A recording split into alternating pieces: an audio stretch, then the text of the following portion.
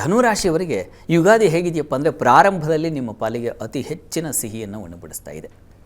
ಸಪ್ತಮದಲ್ಲಿರ್ತಕ್ಕಂಥ ಗುರು ಅಲ್ಲಿ ಸತ್ಪತ್ನಿ ಸುತವಾನ್ ಮದೇ ಅತಿ ಸುಭಗಃ ಅಂತ ಹೇಳಿದೆ. ಹೀಗಾಗಿ ಉತ್ಕೃಷ್ಟವಾದ ಫಲ ಎಲ್ಲಿದೆಯಪ್ಪ ಅಂದರೆ ನಿಮ್ಮ ದಾಂಪತ್ಯ ಜೀವನದಲ್ಲಿ ಸಾಮರಸ್ಯ, ಸಂತೋಷ, ಸಹಬಾಳ್ವೆ ಅಂತ ಏನಂತೀವಿ ಅದು ತುಂಬಿಕೊಂಡಿದೆ ಈ ವರ್ಷದ ಆದಿಯಲ್ಲಿ. ಮತ್ತು ಮನೆಯಲ್ಲಿ ಮಂಗಳ ಕಾರ್ಯಗಳಾಗ್ತಕ್ಕಂಥದ್ದು, ಶುಭ ವಾತಾವರಣಕ್ಕೆ ನಿಮ್ಮನ್ನು ಅದು ಸ್ವಾಗತ ಮಾಡ್ತಕ್ಕಂಥದ್ದು, ಈ ರೀತಿಯಲ್ಲೆಲ್ಲ ಶುಭ ಫಲವಾಗಿದೆ.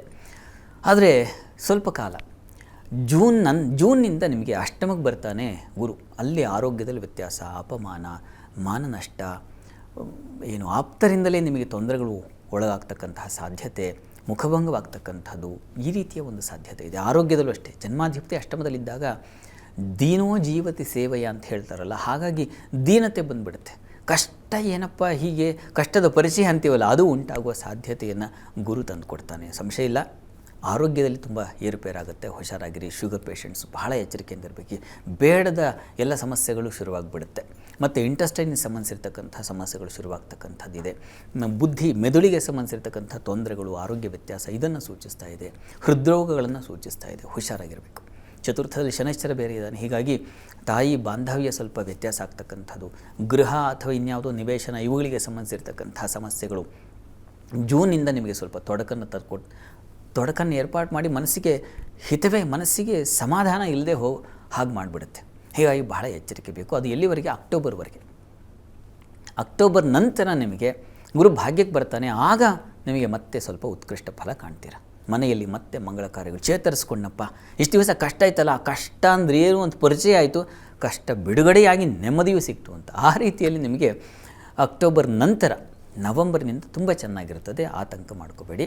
ನವಂಬರ್ನಿಂದ ಜನವರಿವರೆಗೆ ನಿಮ್ಮ ಪಾಲಿಗೆ ಒಂದು ಸುವರ್ಣ ಕಾಲ ಅಂತ ಖಂಡಿತ ಹೇಳಬಹುದು. ಆ ಸಂದರ್ಭದಲ್ಲಿ ಉತ್ಕೃಷ್ಟವಾದ ಫಲ, ಹಣಕಾಸಿನ ಸಮೃದ್ಧಿ, ಆರೋಗ್ಯದಲ್ಲಿ ಚೇತರಿಕೆ ಆಗ್ತಕ್ಕಂಥದ್ದು. ಏನಪ್ಪ ಜೀವನ ಅನ್ನಿಸ್ತಾ ಇತ್ತಲ್ಲ, ಅದರಿಂದ ಹೊರಗಡೆ ಬಂದು ಪರವಾಗಿಲ್ಲ ನೆಮ್ಮದಿಯಾಗಿದ್ದೀನಪ್ಪ ಅಂತಕ್ಕಂಥ ಒಂದು ಆ ಗುರುದರ್ಶನದಿಂದಲೇ ನಿಮಗೆ ಅನುಕೂಲ ಆಗಿಬಿಡುತ್ತೆ. ಮತ್ತು ಬಹಳ ಮುಖ್ಯವಾಗಿ ಕೇತು ರಾಹು ದ್ವಿತೀಯಕ್ಕೆ ಬಂದಾಗ ಸ್ವಲ್ಪ ಕುಟುಂಬದಲ್ಲಿ ಘರ್ಷಣೆಗಳು, ಹಣಕಾಸಿನ ಪರಿಸ್ಥಿತಿ ಸ್ವಲ್ಪ ತಗಾದೆಗೆ ಒಳಪಡ್ತಕ್ಕಂಥದ್ದು, ವಿದ್ಯಾರ್ಥಿಗಳಿಗೆ ಬೇಡದ ಸಂಘಗಳು ಏರ್ಪಾಡಾಗ್ತಕ್ಕಂಥದ್ದು ಈ ಸಾಧ್ಯತೆ ಇದೆ. ಈ ವರ್ಷ ನೀವು ತುಂಬ ಎಚ್ಚರಿಕೆ ಹೆಜ್ಜೆಗಳನ್ನು ಇಡಬೇಕು. ಪ್ರತಿ ಹಂತದಲ್ಲೂ ನೀವು ಯಾವುದೇ ಕ್ಷೇತ್ರದಲ್ಲಿರಲಿ, ಏನೇ ಅಧ್ಯಯನ ಮಾಡ್ತಾಯಿರಿ, ಯಾವುದೇ ನಿಮ್ಮ ವೃತ್ತಿ ಯಾವುದೇ ಆಗಿರಲಿ, ವಿದ್ಯಾರ್ಥಿಗೆ ಓದುವುದು ವೃತ್ತಿ, ಒಬ್ಬ ಉದ್ಯಮಿಗೆ ದುಡಿಯುವುದು ವೃತ್ತಿ, ಅಂಥವರೆಲ್ಲ ಜಾಗ್ರತೆಯಿಂದ ಇರಬೇಕು. ಒಂದು ಹೆಜ್ಜೆ ಇಡುವಾಗಲೂ ಪ್ರತಿ ಹೆಜ್ಜೆಯಲ್ಲೂ ಎಚ್ಚರಿಕೆಯನ್ನು ನೋಡಿಕೊಂಡು ಹಿರಿಯರ ಮಾರ್ಗದರ್ಶನ ತಗೊಂಡು, ಆತ್ಮೀಯರ ಮಾರ್ಗದರ್ಶನ ತೊಗೊಂಡು ಹೋಗೋದು ಬಹಳ ಒಳ್ಳೆಯದು. ಈ ವರ್ಷ ನಿಮಗೆ ಗುರುವಿನ ಪ್ರಾರ್ಥನೆ, ಸಾಧ್ಯವಾದರೆ ಒಂದು ಸಲ ಗಣಗಾಪುರಕ್ಕೆ ಹೋಗಿ ಬನ್ನಿ ಈ ವರ್ಷದಲ್ಲಿ. ಅದು ನಿಮ್ಮ ಪಾಲಿಗೆ ಒಂದು ವಿಶಿಷ್ಟ ಫಲವನ್ನು ತಂದುಕೊಡುತ್ತೆ. ಗುರುದರ್ಶನ, ಗುರು ಸೇವೆ, ಗುರು ಪ್ರಾರ್ಥನೆಗಳೇ ಈ ವರ್ಷ ನಿಮಗೆ ಬಲ. ತಪ್ಪದೆ ಗುರು ಸೇವೆ ಮಾಡಿ.